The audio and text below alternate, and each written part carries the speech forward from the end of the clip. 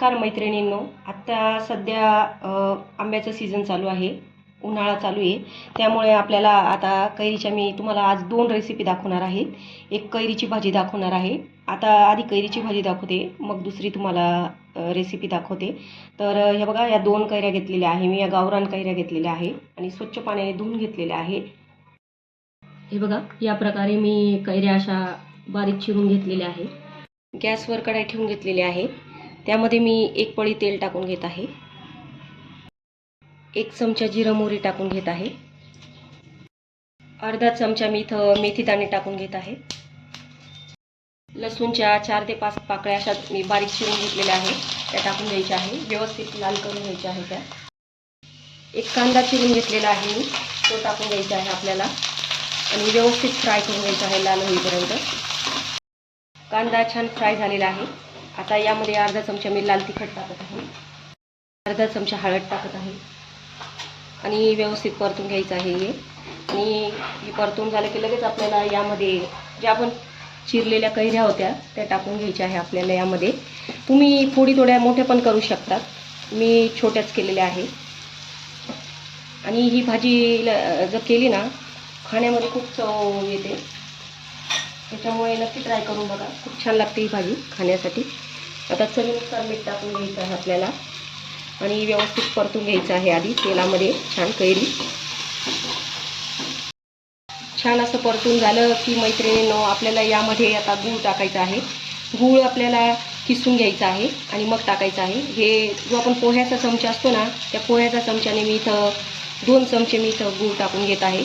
तुम्हाला वाटलं तर तुम्ही गुळाचं प्रमाण कमी जास्त करू शकता. खूपवाला जर जास्त खूप गोड आवडत असेल तर तुम्ही टाकू शकता, पण ह्याच्या भाजीची चव आहे थोडीशी गोड आंबट तिखट अशी लागणार आहे, त्यामुळे मी प्रमाणातच गूळ वापरलेला आहे. आणि व्यवस्थित फ्राय करून घ्यायचं आहे. गूळ टाकून व्यवस्थित फ्राय झालेलं आहे. आता यामध्ये आपल्याला अगदी 2 ते 3 चमचे थोडंसं पाणी टाकायचं आहे. खूप पाणी टाकायचं नाही आपल्याला यामध्ये. हे बघा, या प्रकारे. आणि आपल्याला हे 5 मिनिटासाठी वाफवून घ्यायचं आहे, म्हणजे आपली कैरी छान शिजून जाणार आहे. मिनिटं झालेली आहे मैत्रिणींनो. आता बघूया आपण. बघा, आपली कैरी बघू शकतात किती छान शिजून गेलेली आहे. तर आपली ही कैरीची आंबट गोड तिखट भाजी रेसिपी तयार झालेली आहे. तर आपली ही पहिली रेसिपी तयार झालेली आहे. आता आपण दुसऱ्या रेसिपीकडे वळूया. दुसरी रेसिपीसाठी पण मी इथं 2 कैऱ्या घेतलेल्या आहे मैत्रिणींनो. स्वच्छ पाण्याने धुवून घेतल्या होत्या आणि पुसून घेतलेल्या आहे. आणि आपण आता दुसरी रेसिपी आपण पाकातल्या कैऱ्या बनवणार आहोत. तर आता ही जी कैरी आहे, आता मी ही शिलून घेणार आहे. शिलून आणि व्यवस्थित मी बारीक चिरून घेणार आहे. अशा कैऱ्या मी शिलून घेतलेल्या आहे. आता मी या बारीक चिरून घेणार आहे. हे बघा, या प्रकारे कैरी चिरून घेतलेली आहे अशी बारीक बारीक. आणि ह्या वाटीने मी मोजून घेतलेली आहे. 1 वाटी कैरी घेतलेली आहे. गॅसवर कढई ठेवलेली आहे मी, त्यामध्ये आपल्याला टाकून घ्यायच्या आहे कैऱ्या.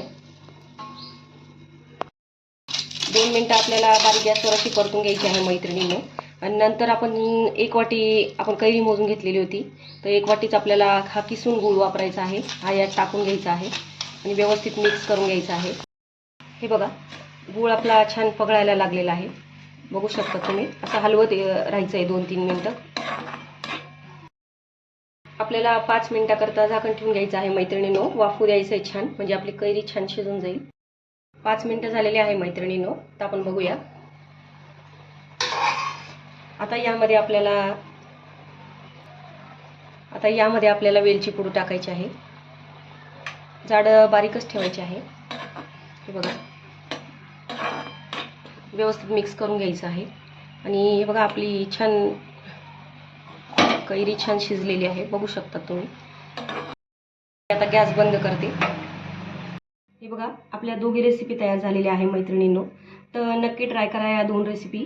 खूप छान लागतं खाण्यासाठी. आणि आंब्याच्या सीझनमध्ये आपण काहीतरी नवीन चवीचा आस्वाद घ्यायचा, तर नक्की ट्राय करून बघा. आणि मला कमेंटमध्ये नक्की सांगा की कशा झाल्या रेसिपी. माझे व्हिडिओ आवडत असेल तर माझ्या चॅनलला सबस्क्राईब करा, लाईक्स करा, कमेंट करा आणि मला सपोर्ट करा. धन्यवाद.